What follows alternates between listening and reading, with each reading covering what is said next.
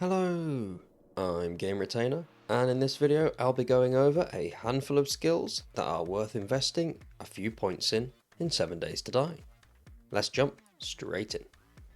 Just a quick note for new players out there, while your perk selection is important during the early stages of the game, as things progress it matters less and less, and the reason for that is thanks to this lovely drink here.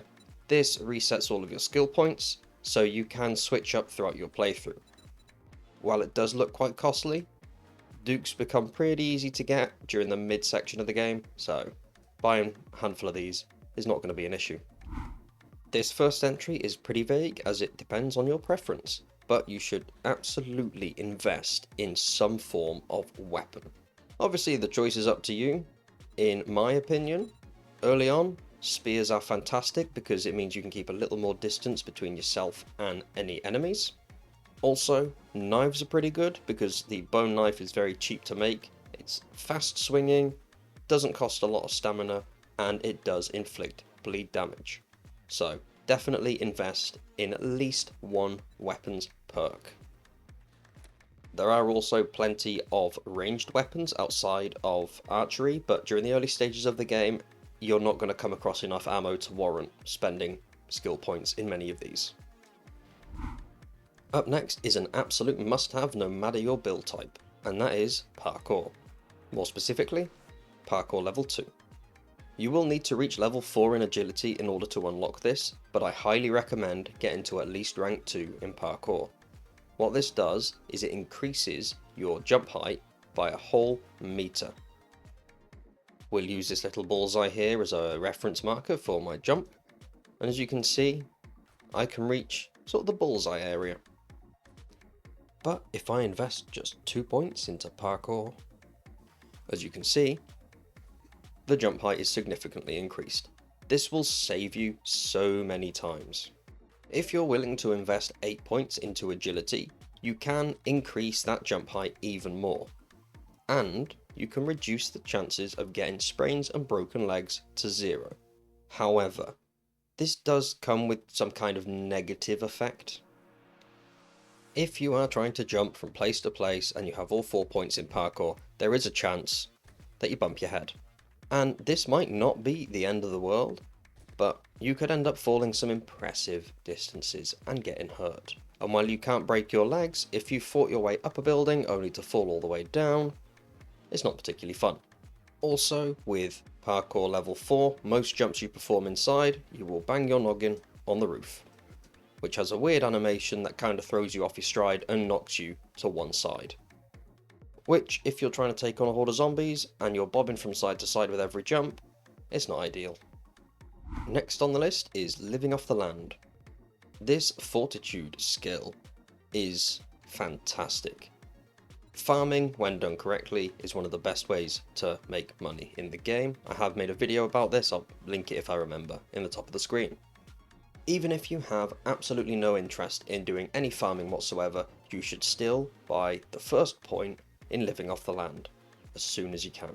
The reason for this, as you can see in the description, it doubles the harvest of wild and planted crops. I did mention that dukes during the mid to late stages of the game are easy to come by, but during the early stages they're actually pretty difficult to get.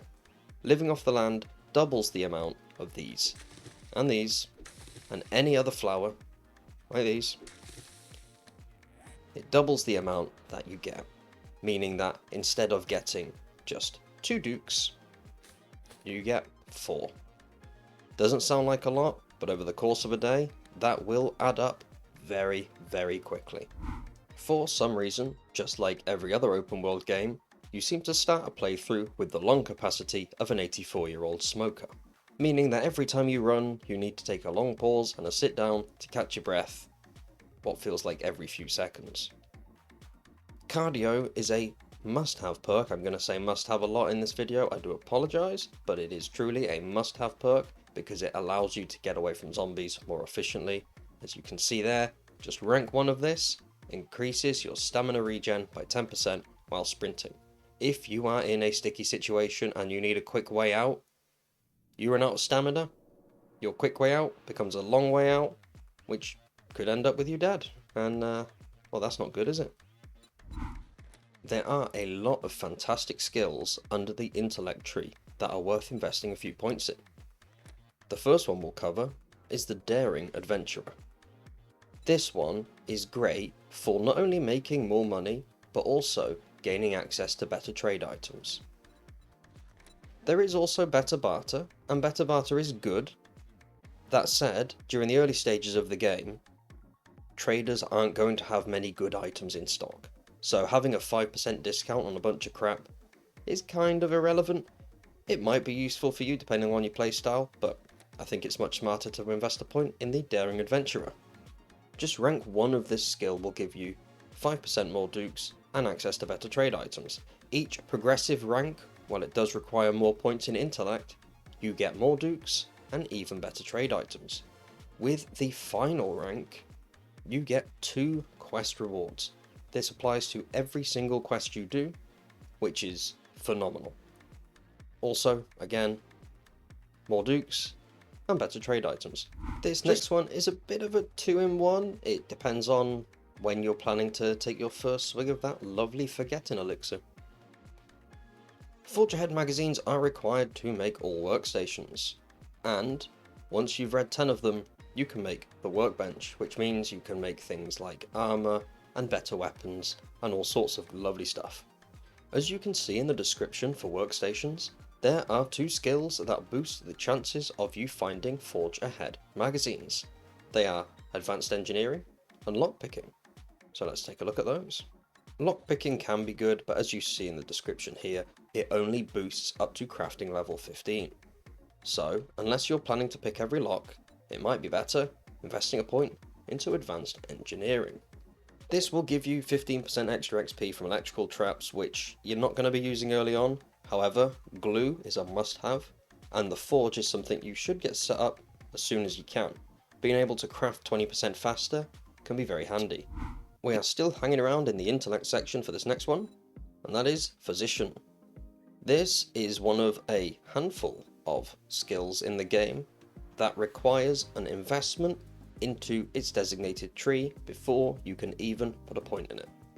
While early on, having level 3 intellect does seem like a bit of a costly thing. As you can see in the description, this is a very, very powerful skill. You gain more XP when using bandages and first aid items. Casts and splints cure sprains instantly, which is very helpful. And you just heal faster. If you're willing to invest a few more points and you can get this to level 3, then look at what you can have here. You can cure broken limbs instantly with a cast, you gain 500% more XP using various medical items, you heal 100% more over time, and your critical injuries heal 50% faster. While I do recommend getting to rank 3 when you can, even if you just invest up to rank 1, that's just fine. I'm just going to give a quick honourable/dishonourable mention to healing factor. Obviously it depends on your standpoint as to whether this is good or not. This, as you can see here, rank 1 of it will heal 1 health point every 35 seconds while naturally healing. That does sound good on the surface, and it also helps boost the heal speed of critical injuries. However, this chews through your food. I could be wrong, but I remember seeing stats somewhere that for every 1 health point you gain, thanks to this skill, you lose 1 point in your food. And since food can be tricky to come by in the early stages of a playthrough, this might be one to avoid. I have seen this skill featured on a couple of lists, and while some players might find it useful, I would err on the side of caution with this one. Anyway, moving on. Lucky Looter is a great skill to invest in throughout your playthrough. Early on, the 5% loot bonus isn't going to be that powerful. However, a slim chance to find better loot is better than no chance to find better loot. But the biggest benefit of this skill early on is the 10% increase to looting speed. While this may not sound like a lot, you are going to spend so much time going through POIs and looting everything you see. Shaving off 10% is going to make a big difference. Without having invested a point into this skill, it takes me 4 seconds to get into this truck. But with just a single point invested in Lucky Looter, that time goes from 4 seconds to 3.5 when trying to open up a car. Not a huge difference, but over time, this will certainly add up. No matter how you play the game, you will need to do a lot of mining and resource gathering. And while it may look like Motherlode is the best one to invest in my experience, -69er gives you more resources over time. There is a good combination, and I believe it's 3 points into -69er and 2 points into Motherlode that kind of gives you a great all-round boost.